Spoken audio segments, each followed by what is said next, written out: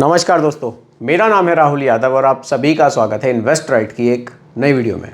दोस्तों, कमेंट्स वाली series channel पर कंटिन्यू है, तो आपके मन में भी कोई कंफ्यूजन हो इन्वेस्टमेंट को लेकर, आपको एसआईपी करनी हो, लमसम करना हो, कुछ भी आपके मन में कंफ्यूजन हो तो बिल्कुल आप लोग भी कमेंट मुझे कर सकते हैं। आपके टॉपिक पर भी वीडियो मैं ज़रूर बनाऊँगा। आज की वीडियो का जो टॉपिक है वो भी एक कमेंट के ऊपर ही है। कमेंट मुझे क्या है, जींतू करके एक चैनल से कमेंट है। इन सर का कहना है कि मुझे लॉन्ग टर्म के लिए ये बताइए कि आप मल्टी कैप अच्छा रहेगा या फिर फ्लेक्सी कैप अच्छा रहेगा। देखिए, आधा कमेंट का जो आंसर है वो तो इन्होंने खुद ही दे दिया है। कैसे? लॉन्ग टर्म शब्द उसमें जोड़ के। जब बात लॉन्ग टर्म की आती है ना, तो लॉन्ग टर्म में तो रिटर्न्स ज़बरदस्त मिलने के चांसेस बहुत ज़्यादा बढ़ जाते हैं।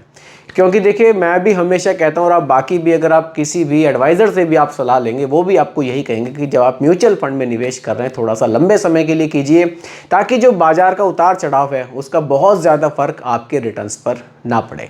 क्योंकि अगर कम समय के लिए निवेश करते हैं तो उसका बहुत फ़र्क हमें देखने को मिलता है, लेकिन लंबे समय में वो फ़र्क काफ़ी हद तक कम हो जाता है।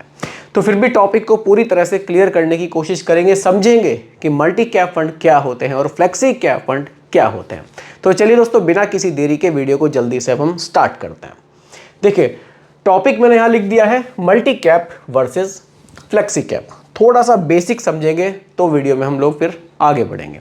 अब मल्टी कैप फंड क्या होता है? मल्टी कैप फंड में दोस्तों क्या होता है, सेबी का यहाँ एक नियम है, वो ये कहता है कि जो फंड मैनेजर है मल्टी कैप के फंड्स को कैसे निवेश करेंगे। वो ऐसे निवेश करेंगे आगे मार्केट में कि मिनिमम 25% जो पैसा है वो large cap, mid cap, small cap तीनों कैटेगरी में इन्वेस्ट करेंगे।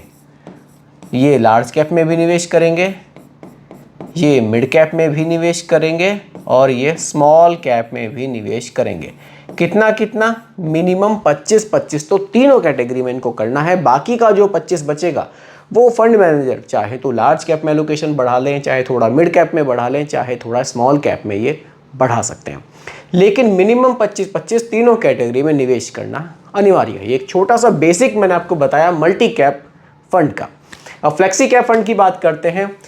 यहाँ फंड मैनेजर को फ्लेक्सिबिलिटी दी जाती है। यहाँ फंड मैनेजर को फ्लेक्सिबिलिटी दी जाती है कि वो चाहे तो अपने पैसे का एलोकेशन लार्ज कैप में बढ़ा लें, चाहे तो वो मिड कैप में बढ़ा लें और चाहे तो वो स्मॉल कैप में इसको बढ़ा सकते हैं। मार्केट कंडीशन को देखते हुए एक फ्लेक्सिबिलिटी है फंड मैनेजर के पास उस पैसे को अपने हिसाब से निवेश करने की। तो ये एक बेसिक सा डिफरेंस दोनों फंड्स में हमें देखने को मिल जाता है। आगे बढ़ते हैं और एक एग्जाम्पल से हम लोग समझने की कोशिश करेंगे कि ये कैसे काम करते हैं। देखिए, मल्टी कैप फंड, यहाँ एग्जाम्पल के लिए मैंने क्वांट मल्टी कैप फंड को लिया है। जस्ट एग्जाम्पल के लिए लिया है ताकि टॉपिक पूरी तरह से क्लियर हो सके। फंड का नाम है क्वांट एक्टिव फंड। क्वांट का जो मल्टी कैप फंड है क्वांट एक्टिव फंड के नाम से आता है। अब देखिए, मल्टी कैप फंड में जैसा कि मैंने आपको बताया मिनिमम 25-25 तीनों कैटेगरी में रखना ही है। यहाँ फंड मैनेजर ने क्या किया है, लार्ज कैप में 41 रखा है, लार्ज कैप का एलोकेशन 15% ज़्यादा रखा है। मिड कैप में 27.54% रखा है, थोड़ा सा मिड कैप को इंक्रीज़ किया है और 5% के आसपास स्मॉल कैप को यहाँ इंक्रीज़ किया गया है। तो जो लार्ज कैप का एलोकेशन है वो यहाँ ज़्यादा फंड मैनेजर द्वारा रखा गया है।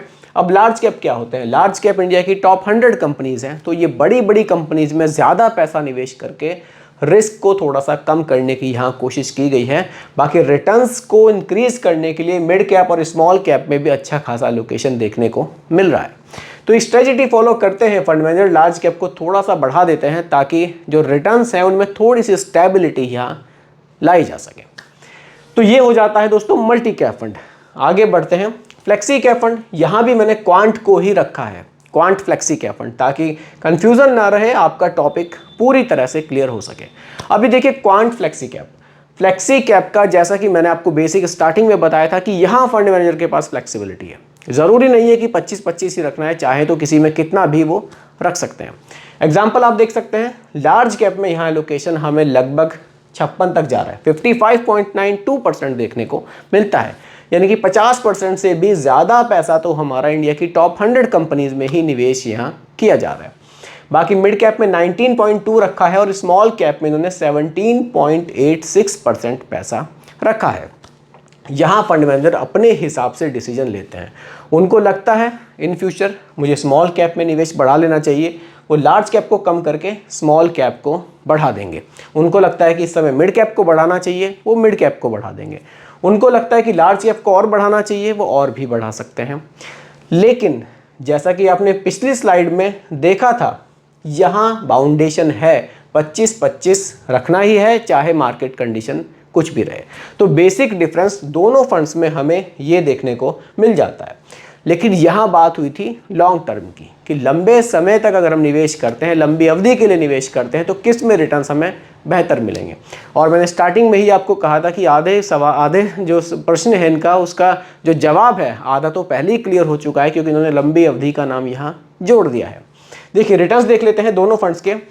देखिए मल्टी कैप ने बनाकर दिए हैं 25.36% के रिटर्न्स और फ्लेक्सी कैप ने 26.13% के रिटर्न्स। ये जो रिटर्न्स हैं, ये दोनों रिटर्न्स पिछले 10 सालों के रिटर्न्स मैं आपको दिखा रहा हूँ। पिछले 10 साल में दोनों कैटेगरीज ने, दोनों जैसे क्वांट मल्टी कैप है और ये क्वांट का फ्लेक्सी कैप है, दोनों के रिटर्न्स लगभग सिमिलर से ही हमें देखने को मिल जाते हैं, क्योंकि लंबी अवधि के लिए ही दोनों में निवेश किया गया है।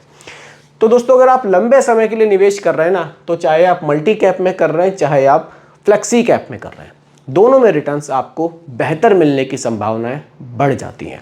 बस थोड़ा सा अगर आप मल्टी कैप के साथ जा रहे हैं तो यहाँ एक बाउंडेशन है 25-25% की, और फ्लेक्सी कैप में वो बाउंडेशन नहीं है। ये बस छोटा सा आप डिफरेंस समझ सकते हैं। कई बार इस चीज़ से हमें फ़ायदा भी हो सकता है और कई बार इस चीज़ से हमें नुकसान भी उठाना पड़ सकता है। कैसे? अब देखिए मार्केट कंडीशन कुछ भी है, मल्टी कैप फंड में 25-25 तीनों कैटेगरीज में फंड मैनेजर को निवेश करना ही होगा। और यहाँ फ्लेक्सिबिलिटी है, यहाँ फंड मैनेजर चाहे तो थोड़ा सा सेफ साइड चलने की कोशिश करते हैं, वो लार्ज कैप को बढ़ाते चले जाते हैं। लेकिन स्मॉल कैप और मिड कैप में यहाँ 25-25% निवेश होने के कारण लंबे समय में मल्टी कैप से हमें और भी बेहतर रिटर्न्स मिलने के चांसेस बढ़ जाते हैं। तो यही एक बेसिक सा डिफरेंस था दोनों फंड्स में। लंबे समय के लिए तो आप दोनों में से किसी भी कैटेगरी में निवेश करेंगे, आपको अच्छे रिटर्न्स मिलने की पूरी संभावना है। तो दोस्तों उम्मीद करता हूं कि टॉपिक आपको पूरी तरह से क्लियर हुआ होगा। फिर भी कोई कंफ्यूजन हो आप मुझे दोबारा कमेंट कीजिएगा, रिप्लाई मैं आपको ज़रूर करूंगा। बाकी दोस्तों रिकमेंडेशन नहीं है, केवल एजुकेशनल पर्पस वीडियो आप लोगों के लिए बनाया गया है। वीडियो कैसी लगी कमेंट में ज़रूर बताइएगा, पसंद आई हो तो लाइक शेयर भी कीजिएगा, और मेरे चैनल पर अगर आप नए हैं इसको भी सब्सक्राइब आप ज़रूर कीजिएगा।